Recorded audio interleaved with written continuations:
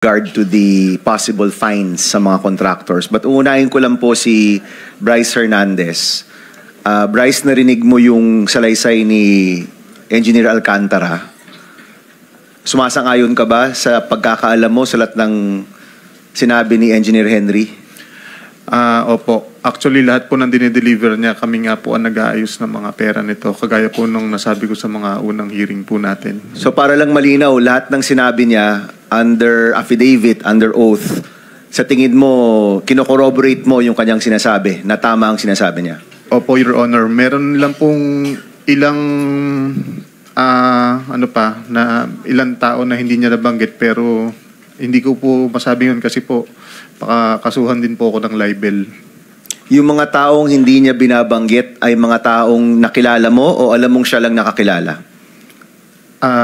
Si boss po. At saka po, meron po akong knowledge regarding sa pagbababa po niya ng pondo and projects po sa office. Baka po nakalimutan lang ni boss kung banggitin. Sige. Mr. Chairman, I hope we can also put together the testimonies of Mr. Hernandez and Mr. Alcantara na nagmamatch yung kanilang mga kwento. Eventually, we'll do that and submit everything to the ICI. No? So kulang, pero tama ang nasabi niya, pero kulang. Yan ang sinasabi mo? Yes po, Your Honor. Alright, maraming salamat. Maraming salamat po. Let me ask the representative of PCC, si Attorney Christian De Los Santos. Are you here? Yes. Attorney De Los Santos. Magandang araw. Morning, Your Honors. Oh. Can you give us an update? Alam ko na Chairman Aguinaldo is pursuing bid manipulation, bid rigging, filing different cases towards the contractors. Can you give us an update there? Yes, Your Honor. So we are already doing our preliminary inquiry of this case. So we are looking at the contractors that were named during the SONA and the other contractors that were mentioned during the Senate Blue Ribbon hearings. So the next step right now is to gather evidence, the bid documents, possible communication exchanges between them. Attorney, ang testimonya dito sa Blue Ribbon ay maaari niyong gamiting ebidensya, tama? Yes, Your Honor. We have so pag inaamin na nagbabayad ako, kapag inaward sa amin ang proyekto, or kapag merong testimonya ang DPWH na finifix nila o niririg nila yung mga bid dito, nakakatulong yan sa inyong investigasyon? Yes, Your Honor. It helps. Okay. At tama ba na ang multa or fine dito sa bid rigging ay up to 100 million per instance, first offense, 250 million for second offense moving forward? Yes, Your Honor. It's actually up to 110 million, Your Honors, because the amount has been adjusted. Tinaas na? Yes, 110 million and then 110 to 250 and then for succeeding 250 pataas po. Okay, pinag-uusapan kasi natin kanina with Secretary Remulla kung gaano kahalaga na hindi lang makulong yung mga kasangkot kung hindi mabalik rin yung pera. No? Yung yes, isang paraan, yung voluntary, na posibleng sila na mismo ang magbabalik bilang sign of good faith. Yung pangalawa, pwede rin ito. Tama ba to, Attorney? Yes, Your Honor. So we can impose the fine of 110 million per incident or count of violation. Per incident? Yes. So kung naka-10 kontrata ako, pwedeng 1 billion yon. In fact, more. Baka pwedeng 2 billion yon. Yes, Your Honor. Ang multa sa'yo. Yes, no? Your Honor. Ang kakasuhan nyo dito ay yung mga contractor or pati yung DPWH o yung contractors lang, yung participants in the bidding? Mainly the contractors, Your Honor. However, the public officers may also be prosecuted or filed as facilitators.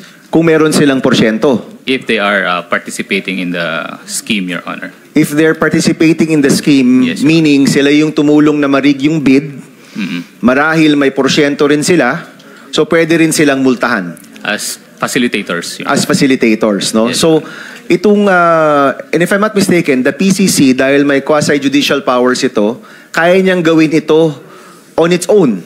Yes, Your Honor. In fact, ginagawa niyo ng investigation. Yes, Your Honor. And you will probably have a hearing very soon.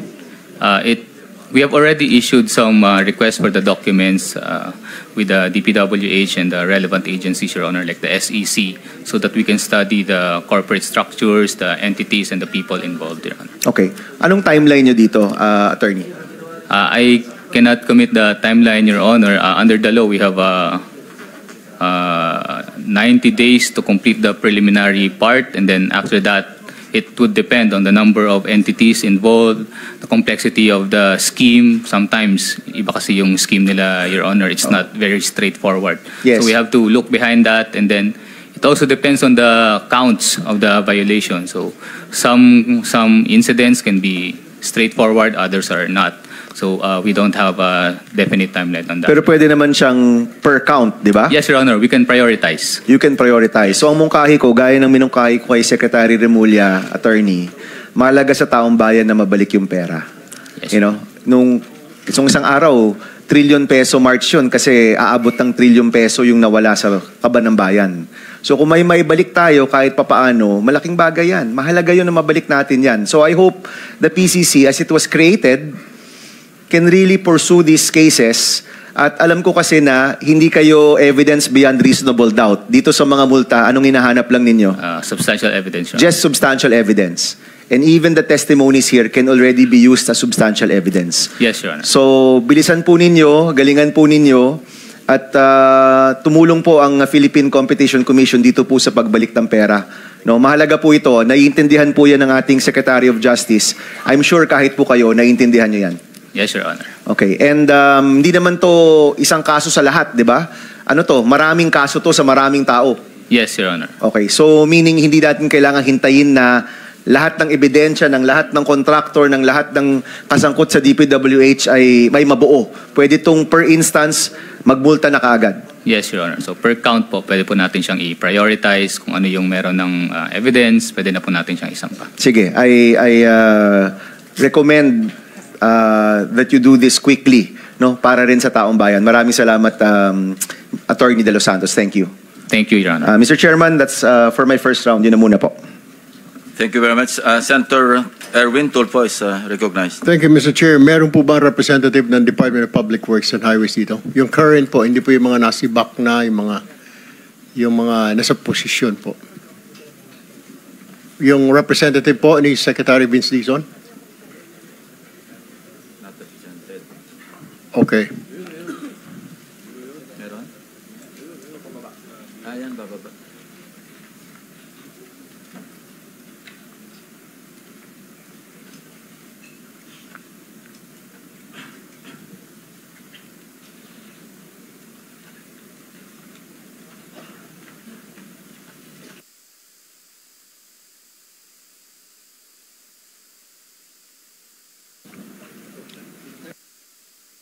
Sir, have you taken your oath?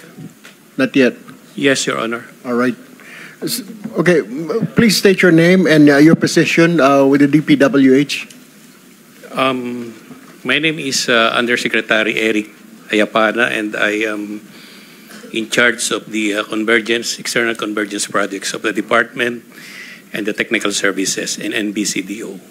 Will you be able to answer po yung lumabas po sa media na pagsisira po ng mga dokumento ng inyong mga tauhan or ng Baguio City Engineering Office? Will you be able to answer that? Kailan po ito nangyari? Sir, I have no personal knowledge, sir. All right, Mr. Chair. I guess it's just Secretary Vince Dizon will be able to answer that question.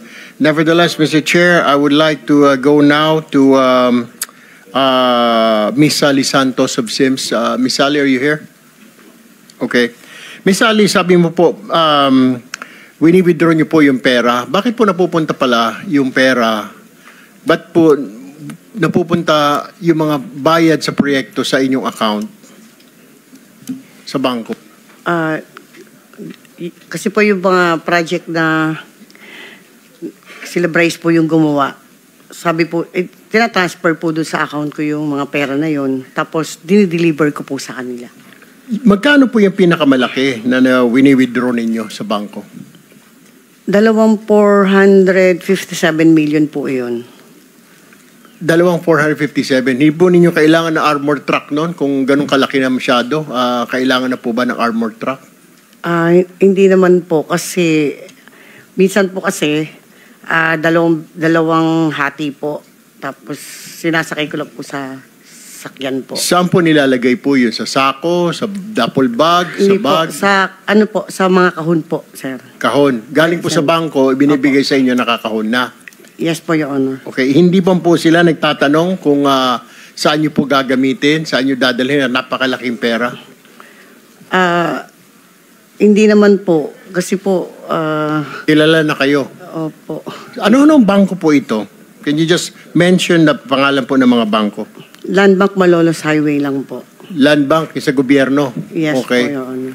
Ano pa po? Yun lang po? Yun lang po, Your Honor. Land Bank Malolos. Yes, Your Mr. Chair, may I suggest that we invite the Malolos Land Bank Manager kasi doon pa lang, Mr. Chair, nakapagtataka na napakalaki pong halaga ng pera ang iwi-withdraw at binibigay po sa ito, sa mga taong ito. Dapat po doon, common sense will tell you mukhang may problema. Ganito po kalaki. Siguro po may manifest, Mr. Chair, that we invite in the next hearing po the manager of Land Bank. Noted, Senator Erwin. Thank you, Mr. Chair. Alright, panghuling katanungan na lamang po, Miss Sally.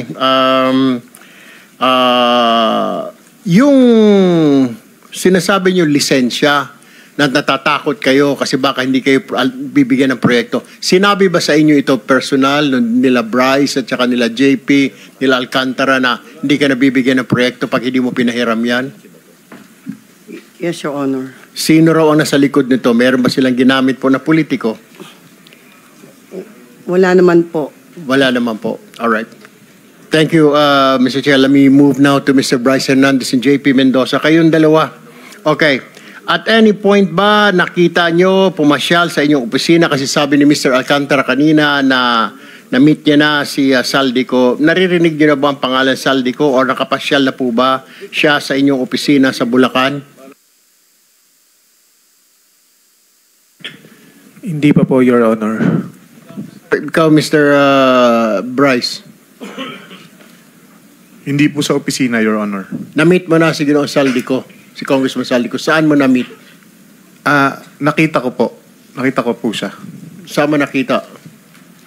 Doon po sa may sa Shangri-La. Bakit mo siya nakita? Magkakausap po siya ni boss. So kasama ka ni Engineer Alcantara nung kausap ni Congressman Saldico si Engineer Alcantara. Opo, pero naka-distance po ako. Hindi po yung kausap po. Hindi po kayo kausap. Opo. Usap lang po yun. Wala po kayong dineliver na pera or what? Nag-deliver din po kami ng pera pero hindi po directly kay sa kanya. Bali yun nga pong Sinong kanya po? Sinong kanya? hindi po namin directly nakita si Kong Saldi. Okay. Ang pinakausap po sa amin yung tao niya pong pangalan ni Paul. Paul. Okay. So a certain Paul na tao ni Kong Saldi. Opo, Your Honor. Ang inabutan niyo ng pera. Opo. Sa pagkakaalala, alam mo magkanong pera yung inabot mo doon sa tao ni Kong Saldi na si Paul? Maraming maleta po ng pera yon, Your Honor. Tingin ko po, billion po yon. Bilyon? Opo. Saan nyo sinakay yung bilyon? Sa mga van po. Kung di po ako nagkamali, mga 6 o 7 van po yung gamit namin nun. 7 van? Pagdadala. Bakit? Ilang maleta ba yung ilang bilyon na yon? Ang laman po ng isang maleta, nasa 50 million po. So ilang maleta lahat-lahat yun? Estimate mo, pagkatanda mo? Mahigit po sa 20 maleta, Your Honor. At 50 million? Opo, Your Honor. So mga 1 billion po yon, tama po ba? Opo, Your Honor. Saan po dineliver ito? Yun nga po sa meron nung una po, doon po sa basement po ng Shangri-La. Shangri-La Hotel? Opo. Saan Shangri-La po? Dalawa po. Sa Shangri-La ito. Sa BGC po. Sa BGC, sa basement. Opo. So, paano? May kotse ba tumapat sa van ninyo? May mga van to van? Wala po, sir. Kumbaga, diretso po siya sa elevator, paakyat po doon sa penthouse. Kinarga po ninyo sa penthouse? Doon sa Kaninong- pinakataas po. Actually, yung isang kasama po namin na si Engineer Paul, nakarating po siya mismo doon sa loob nung Penthouse? doon sa taas. So, yung 20 maleta na yon ay sa penthouse ninyo i-deliver sa Shangri-La? Yes po, Your Honor. Alright. Bukod Now- po sa Shangri-La, nagdadala rin po kami sa Valle Verde. Valle Verde din po, bahay din po ito ni Congressman Saldico. Kagaya nga po nung sinasabi Boss Henry kanina, nung unang, kung hindi po ako nagkakamali, unang 2 taon sa Shangri-La po. Nung mga sumunod na taon, puro sa Valle Verde, 6 na po. Moving forward, doon po sa mga tatlong senador na nabanggit, Senator Jinggoy, Senator Villanueva, Senator Bong Revilla, na-meet niyo na po ba at any one time or any point na pumasyal po itong mga ito sa inyong tanggapan? Ako po, hindi po. Parang hindi po sila napunta sa office. Hindi nyo rin po nakita itong mga ito or nakita nyo, nakausap nila si Engineer Alcantara? Si kay San Joel po, nakikita ko po nagkakausap sila, nagkakasama po sila. Nagkakasama sila? Opo. What about Senator Jinggoy? Kasi po, lagi po kami magkasama, di ba, sa halos umaga hanggang gabi po. Through phone po, actually pagka meron po yung instruction sa kanya ng merong utos sa akin si boss, galing, for example po, utos po ni Boss Robert na may po program na gantong amount dahil sa ganitong kay senador na ganito, yun po. Sino senator na ganito? Walang senator na ganito? Pasensya na po. Kay senator, Senator Jinggoy po. Alright. Tapos may sinasabi din siya, pati si Senator Bong Revilla nadamay din. Ganon din ba ang sistema? Sinasabi na ikarga doon sa inyong listahan? Ang instruction po niya, ganito yung obligasyon para kay Senator Jinggoy. So alam nyo na kung paano aatakihin ang programa ng project natin. So lahat po ng ito dahil 25-30% narinig po natin kay Engineer Alcantara. So pwersado po na maging substandard ang proyekto or maging ghost na lang? Nakakasigurado po ako na lahat po ng proyekto sa Bulacan First substandard po.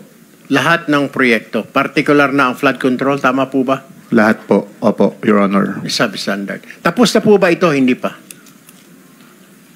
Hindi ko po alam sa ngayon, Your Honor. Wala po akong way para ma-monitor po siya. All right. Thank you very much. Mr. Chairman. Sorry. Go ahead. Yes, Just follow up with the indulgence of Senator Tulfo. Sure, go ahead. Bryce, sinasabi mo lahat ng proyekto ninyo substandard? Opo, Your Honor, kasi lahat po ito may obligasyon na kailangan itago. Lahat? As in, hindi lang flood control? Opo, Your Honor. Hindi po namimit ko ano po yung eksaktong nasa plano, Your Honor. So may plano ang DPWH, merong budget yan, pero dahil yung budget pinaghati-hatian ninyo, sa dulo, walang project na maayos na dumaan sa inyo. Wala po. Yan ang testimony mo ngayon. Opo, Your Honor. Sa opisina po namin, Your Honor. At yung hawak mo ulit ay anong mga proyekto, Bryce? Yung hawak nyo ni Alcantara? Meron pong mga flood control structures, meron pong mga building, meron pong mga kalsada. Pati Your classroom, Honor. kasama dyan, no? Kasama po, Your Honor. So lahat yan substandard? Opo, hindi po tumatama sa plano na nakadesign talaga para dito. Meron ba kayong proyekto na walang porsyentuhan? Na maayos, na matino? Meron ba? Wala po, Your Honor. Wala. This is Bulacan o buong Region 3? Hindi ko po masabi yung sa ibang lugar, Your Honor. Ang sinasabi ko po yung sa nasasakupan po namin, wala po talaga, Your Honor. Is it okay, Senator Tulfo? We're suspending the rules on the 5 minutes because kakaunti lang naman tayo rito. So please proceed. Secretary With the Bunoan, provision, of course. meron ko ba kayong komento dito, Secretary Bunoan? Ito, anong years ito, Bryce? Anong years itong pinag-uusapan natin? Anong mga proyekto? Mula po nung dumating si Boss Henry. Which is? 2019 po. 2019 to 2025. Up to present po. 6 na taon, walang maayos na proyekto dyan. Wala pong tumama kung ano po yung nakaspecify sa plano. Hindi po na-meet lahat yun. At lahat yan may porsyentuhan. Lahat po, Your Honor. Former Secretary Bunoan, may masasabi ka ba? Excuse me, Senator Bam. Follow up lang, hindi afterthought ito, Alam mo ito habang nangyayari at that time. Opo, may instruction po lahat to. Aware kayo na talagang substandard. Opo, Your Honor. Hindi ngayon lang, Hindi po ngayon lang, Your Thank Honor. you, Senator Bam. Secretary Bunoan, ano masasabi mo dyan? I don't know what to say, Your Honor. This is the first time that I have heard about all these shenanigans that they're doing actually in this district engineering office. They're supposed to monitor. They have to submit monitoring. In my in my watch, they're supposed to submit monitoring reports every phase of the work, every phase of the project, Your Honor. And, Sino pong in charge ng monitoring po sa DPWH? Dito po sa Bulacan. The regional office will be the one to monitor, but they will submit. They will be submitting actually Magpangalan kayo, Secretary, kasi ito first time ko ito narinig. We're investigating flood control. Ngayon inaamin lahat ng proyekto, pati classroom, pati hospital, pati tulay, pati kalsada, lahat substandard. No, that's what you're saying, Bryce, no? Yes po, Your Honor. Maisama ko lang po, yung mga street lights po namin, overpriced po lahat yun. Oh, street light, cat's Pero, eye, opo. lahat na. Walang tumama. Walang tumama, no? Opo. Oh, so ikaw, 'di ba? So kunyari kayo ni Alcantara, kayo yung DE, under kayo kay Bernardo. Nung mga panahon po nun, opo, Your Honor. Okay, and then si Yusek Bernardo, Secretary Bunoan, siya ba yung in charge ng monitoring niyan? O hindi rin, iba pa? Iba pa, Your Honor. Sino po? Sa central office, I think it's with Bureau of Construction, Your Honor. Bureau of Construction. Under a director? Under Under the director, Your Honor. Pangalanan po For now, I natin. think the director is... Yung noon po, 2019 to 2025, pinag-uusapan po natin. during my watch, Your Honor, the Okay. director for Bureau of Construction is Engineer Alan Borromeo, Your Honor. Alan Borromeo. Sige, magandang makausap rin po natin siya, Mr. Chairman. Hindi ko po maintindihan, actually, Secretary, nung una nating hearing, tinanong ko sa'yo, ilan kaya yung kasangkot dito? Para po mangyari yan, ilan po ba talaga yung kasangkot dito? Kung ganyan ka-widespread po yung korupsyon na hindi lang to nakalimita sa ilang proyekto, lahat ng proyekto sa kanilang probinsya, you handle the province ba, Bryce? Bulacan lang bang hinahandle ninyo? Opo, tatlong district, In Bulacan. tatlong congressional district po sa Bulacan. Sa Bulacan? Opo. Yes, Secretary. Mr. Chair, may I just finish my last 1 minute? Sorry. Yes, Senator Erwin. I'm sorry, Senator Tulfo. No, it's okay, Sen. I understand. But I have one last question for Bryce. So, tama po. Lahat po ng project talaga ninyo, kailangan i-substandard at iba i-goes para maibigay po yung commitment, yung 25% to 30%. Opo, lahat po ng project sa amin may proponent po, may obligasyon pong SOP. When you say proponent, politiko yon. That's how you describe. Opo. Sa politiko galing. So, kailangan magbayad sa politiko ng 25%, 30%. Yes po. Alright. Pero yung mga multipurpose building, alam ko po na mga 10% lang po ang obligasyon nun. Meron pa rin, multipurpose. Yes po. Tama po ba pag mga vertical, pag sinabing building, medyo mas mura ang hinihingi kasi mahal ang mga materyales at delikado kumpara sa kalsada, mas malaki ang komisyon pag farm to market, flood control, lalo na flood control, parang tubong lugaw. Correct me if I'm wrong. Tama po yan, Your Honor. Tama. Pag building, school building, hospital, 10% lang ang pwedeng ibigay sa proponent, sa politiko. Tama rin po yan, Your Honor. So, mas malaking pera pag sa mga flood control, mga farm to market. So, tama ho yun. Tama po, Your Honor. Alright, okay. Pero at any time, hindi po ninyo nakausap itong tatlong senador. Mga tao lang po nila. Sino pong senador, Your Honor? I mean, okay, I'm sorry, si Senator, I only have 10 seconds. Si Senator, You can proceed. si Senator JV. I mean, si Jinggoy, I'm so sorry. Senator Jinggoy. Hindi po, Your Honor. Okay. What about si Senator Villanueva? Nakikita ko lang po sa mga gathering like yung mga inauguration po, ganun po. Pero nagkausap, hindi po. Senator Bong Revilla? Hindi rin po, Your Honor. So wala kayong direct contact or chat ng tatlong senador na yan. Pero pag nag-deliver na po ng pera si Engineer Alcantara na po ang nagde-deliver.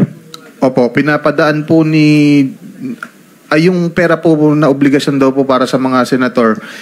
Pine-prepare namin, tapos bibigay po namin kay Boss Henry. Si Boss Henry po ibibigay po kay Boss Robert Bernardo.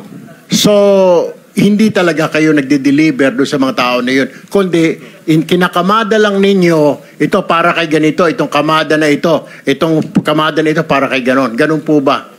Tama po, Your Honor. Alright, may listahan. Meron So, po, Your Honor. si Engineer Alcantara nakakaalam na lahat kung kanino napupunta yung mga kinakamada ninyo. Opo, actually, sa amin niya din po pinapadala sa mga driver din po namin. Siya lang po nagbibigay ng instruction kung saan po dadalhin. Mr. Chair, may I also manifest to invite the drivers of DPWH sa Bulacan First District para malaman po natin kung saan bahay dinideliver, kaninong bahay dinideliver yung mga pera na yan, Mr. Chair. Do you have names? Do we have names? Yes po, pwede ko pong ibigay ang mga pangalan. Nandito na ba sila? I believe, Your Honor, wala po sila ngayon dito. Mr. Chair, they were invited but unfortunately I think they're not here. Si Mr. Andre Balatbat, driver ng First Engineering District. Sila po ba ay nagde-deliver din? Si Ginoong Andre Balatbat. Opo, Your Honor. Nagde-deliver siya. Si Mr. Christian Santiago, driver din po ng inyong opisina. Nagde-deliver din ba siya? Opo, Your Honor. So itong dalawa, itong dalawa, Mr. Chair, did not show up. Bagamat inimbitahan po natin. Yeah, papasupin na lang po natin. Alright. Mr. Chair, I have one last quick question na lamang po sa PCCI. PCCI, are you here? I mean PCC, I'm sorry, PCC. Yes, Your Honor. Okay. Sir, trabaho po ninyo mag-imbestiga. Yes, Your Honor. Pag dapat pantay, malinis, yung mga bidding, competition po, tama po ba? Yes, Your Honor. Pero at any point sa mga bidding po ng DPWH, whether district, region, or main office, wala kayong representative to observe. Wala po kayong gano'n. Hindi po kami authorized under the law na as observer. Yun lang po, Mr. Chair, I would like to manifest since we're conducting this hearing in aid of legislation. Marami po tayo nakikita mga butas dito, kagaya po niya, paano niya ma-observe kung pinagbabawal po siya ng batas, puro imbestiga lang. Ang problema po, ito mga agencies na meron tayo, PICAB, PCC, lahat po ng mga ito, proactive. Ibig sabihin, reactive na lamang po. Hindi po sila kumikilos habang wala pang problema. Dapat po siguro baguhin natin, Mr. Chair, ang batas na ito na dapat nandoon sila as observer. Kasi ganito, kung may report lang na, paano po may collusion? Lahat na nga ito may collusion po, Mr. Chair. That's all, Mr. Chair. I'll reserve my second round of questioning later. May tumataas ka ng kamay, Mr. Mendoza?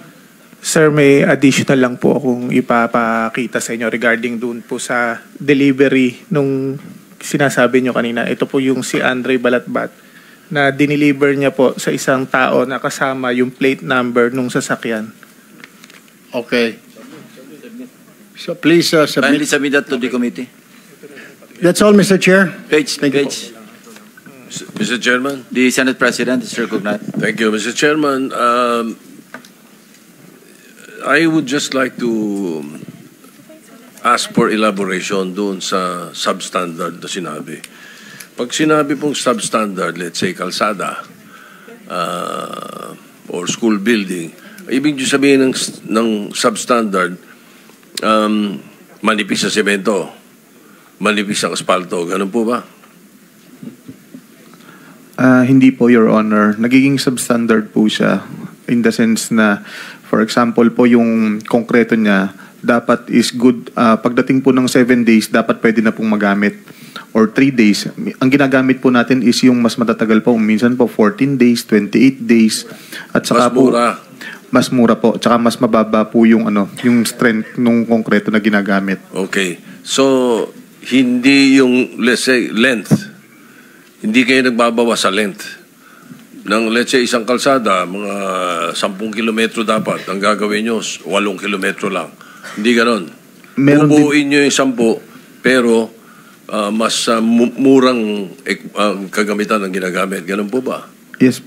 Minsan po ginagawa din po yung pagbabawas ng length, pero minimal na lang po. More on quality po talaga ang nawawala.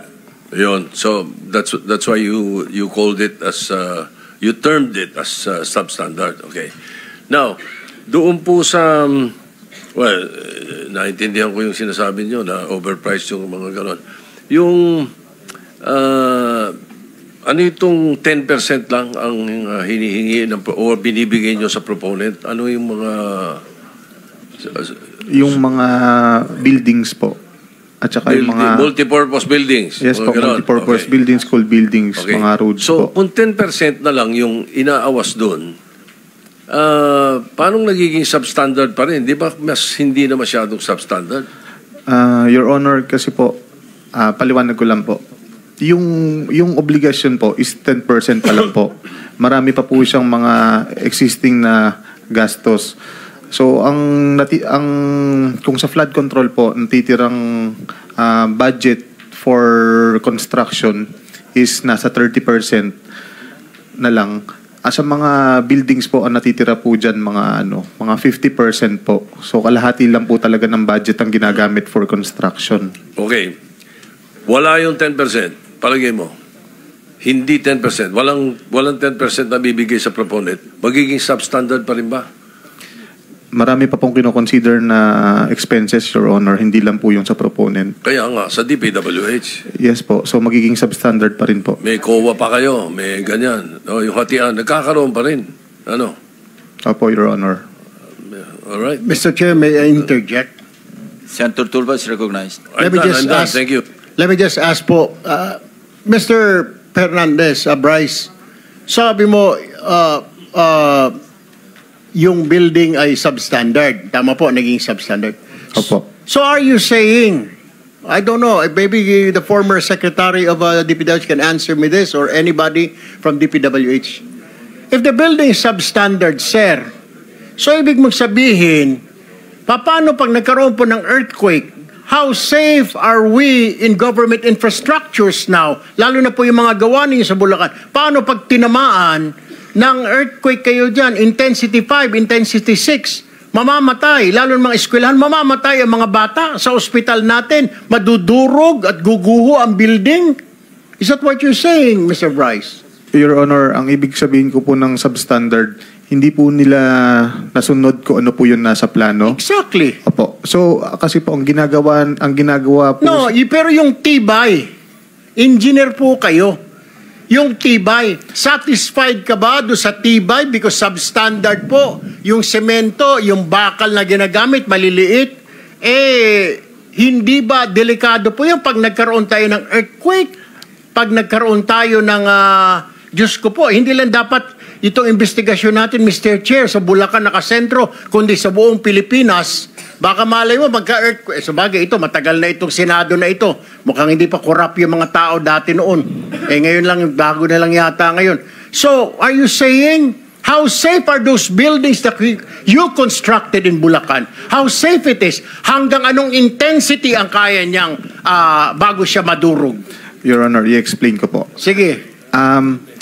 For example po, hospital, meron pong planong ginagawa ang Department of Health na susundin po natin. So, ang ginagawa po natin, sinusunod po natin to kung ano yung gusto nilang plano. Pero ang ginagawa po namin, binabago po yung plano. For example, nilalakihan po namin yung mga foundation sa plano lang po at sa program. Pero sa actual, hindi po ito. Sinusunod lang po natin kung ano po yung design nung agency na plano nila. Yun lang po. So merong structural deficiency kung tawagin.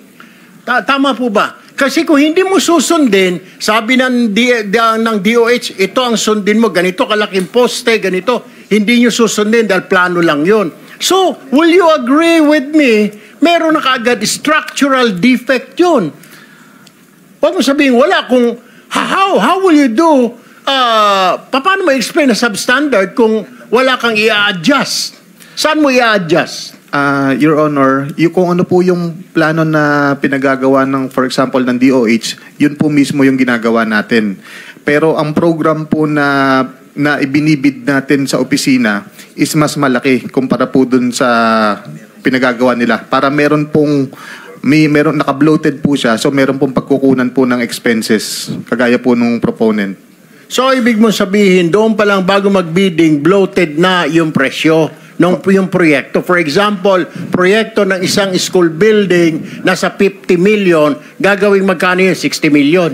Tama po, Your Honor. Para yung 10 million ay para sa mga proponent, lahat ng panggastos na sinasabi mo. Tama po, Your Honor. Pero so far, hindi naman nagdedelikado ang mga Pilipino na gawa ninyo, lalo ng mga taga Bulacan, baka nagkaroon ng earthquake, harinawa, wag naman, magkaroon ng 6 magnitude na earthquake bukas dyan sa Bulacan, hindi mamamatay yung mga estudyante, hindi mamamatay yung pasyente sa mga ospital, eskwelahan na ginawa ninyo?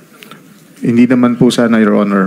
What do you mean hindi sana? Hindi ka sigurado kung gaano katibay ang tinayo ninyo nila Alcantara na yung building? Ikaw, Mendoza, ikaw yung project engineer.